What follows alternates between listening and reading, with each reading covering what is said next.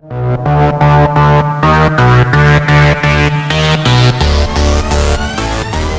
Composing Gloves here, and today we are going to be talking about the terror of tuning. Eventually, you'll come across a sound that you just can't get in tune, and it's pretty mind-blowing sometimes. You're like, why won't this sound in tune? And we've talked about layers at this point, and so now you're ready to understand this. So it's kind of weird, right? Because we have these sounds. Let me show you an example first. So this is my track, Incredible. And it's a pretty sweet track. Comes in with like a little, now this is pretty intensive, so I anticipate there being some popping and clicking from my computer trying to keep up. But it starts out with this little melody. And then when the drop hits, we go hard, bro.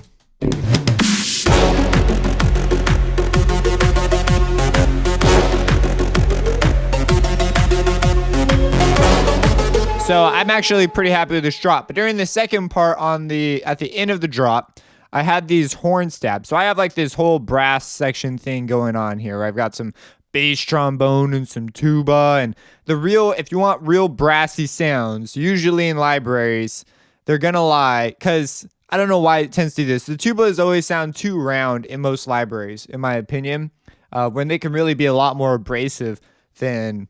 But and then again, I only have a couple brass libraries. Maybe there's one out there that has a really abrasive tuba. But the point being, trumpets and trombones are like your brass sound, right? And so I'm writing this part, and I get to this point, and I just cannot find notes that really... I'm still not particularly satisfied with this. Check it out.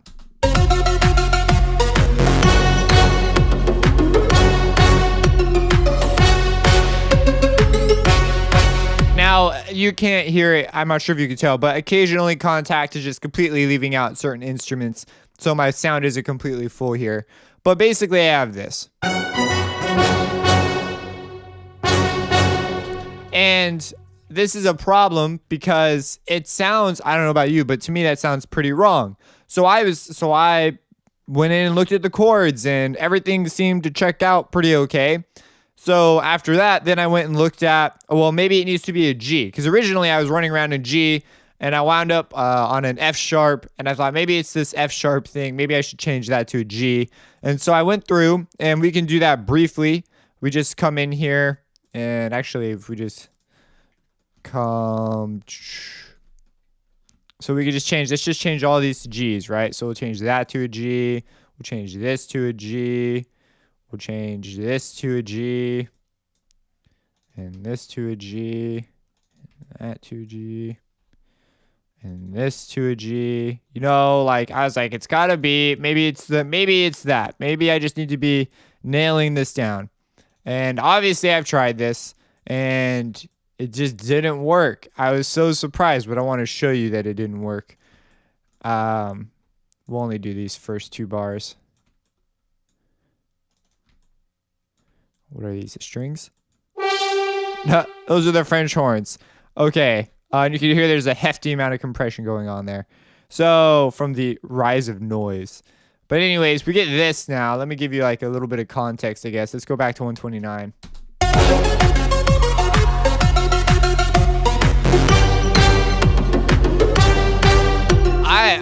Man, I've had a complete loss what goes on here. I can tell you what's going on here, but the problem itself is like a tricky one to try and get like a solution to.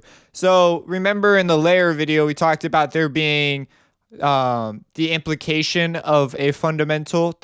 So it's an implied fundamental. So if you're missing the fundamental, but your harmonic spectrum is strong enough, it will give you a sense of implied fundamental. What's going on here is I have just the right blend so that no matter what I do, I have a fundamental of some sort that I just cannot get to come to the forefront. So I always sound like I have some other note. And the reason is because you would think, well, if you change the note, wouldn't that just fix the problem if you change the note? But then if I change the note, I'm changing what fundamentals implied. So if I move to another note, I get a new implied fundamental. And so if I were to go through and maybe do a bunch of filtering and stuff, but then it takes away from what I'm trying to do here. So I settled on the F sharp. I thought the F sharp was great. In fact, let's go. It's going to bring me back up. Let's go all the way back to here. was the best one I could come across that I thought, all right, this sounds the best. But I mean, as far as it being in tune and stuff, probably not. Now, it's not in a track where it matters a ton. But there are other moments in my track where this is not a problem. Like if we go to like the front of the drop, check it out. It's interesting. It had to be this specific blend of instruments. And it almost fascinated me to the point where I was like, I have to keep it now. So check it out.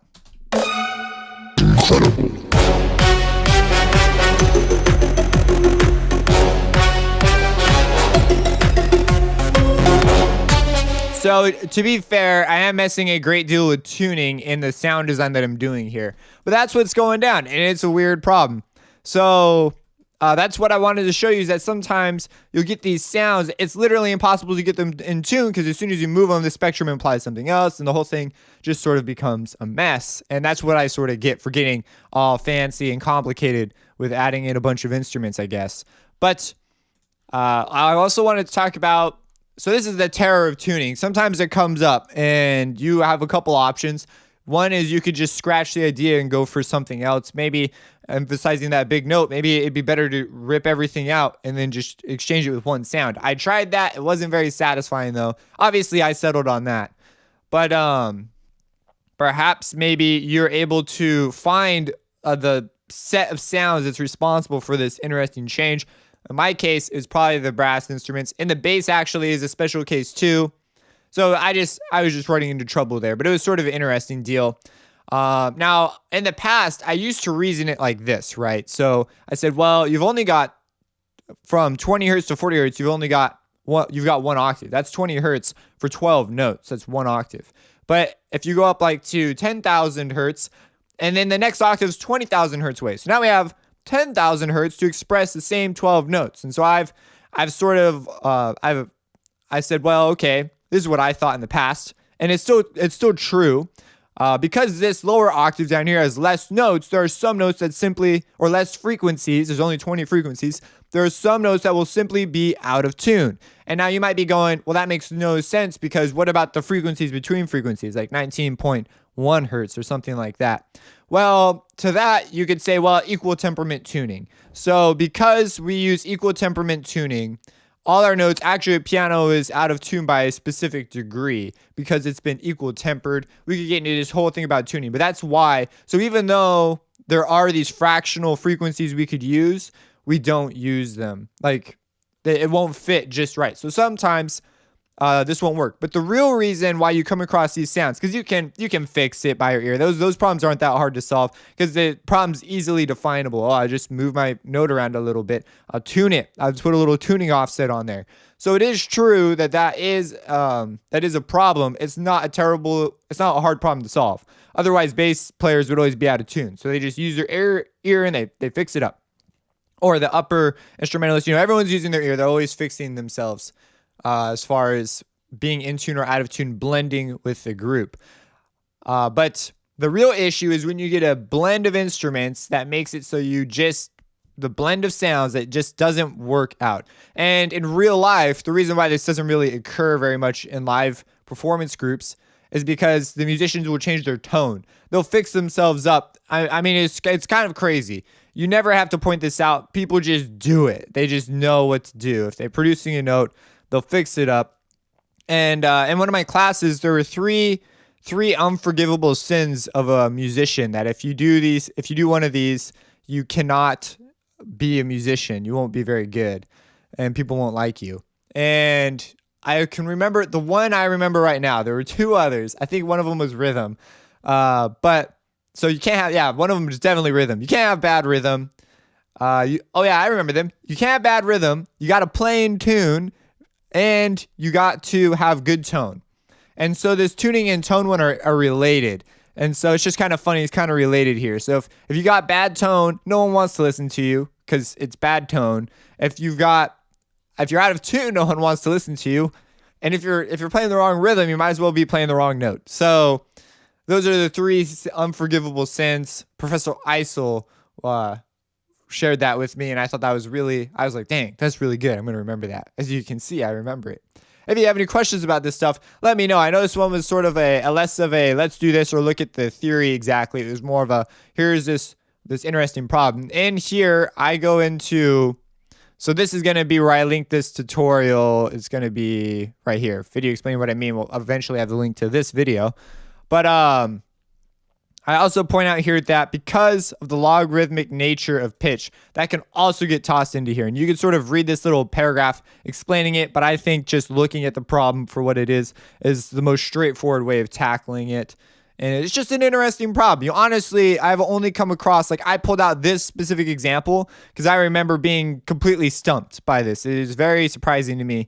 I've had issues usually coming up with brass instruments, surprisingly, when I do nonlinear distortion techniques and compression, but usually they don't come up. Like, it's pretty rare occurrence that I come across something like where I cannot find a note that really works. I mean, this note works enough, but I mean really works. Like, we're talking about, like, it resonates with the song. This one, you know, I think it sounds good. It has the impact, and it's the part of the reason why I kept it is because it's at the end. It's an outro, so I'm cool with that. If you have any questions, let me know. Support me on Patreon, and I also publish my tutorials early on there if I have them up early. So if I have stuff up early, it will be on my Patreon usually, unless it's like something for a specific thing. Subscribe and have a blessed day.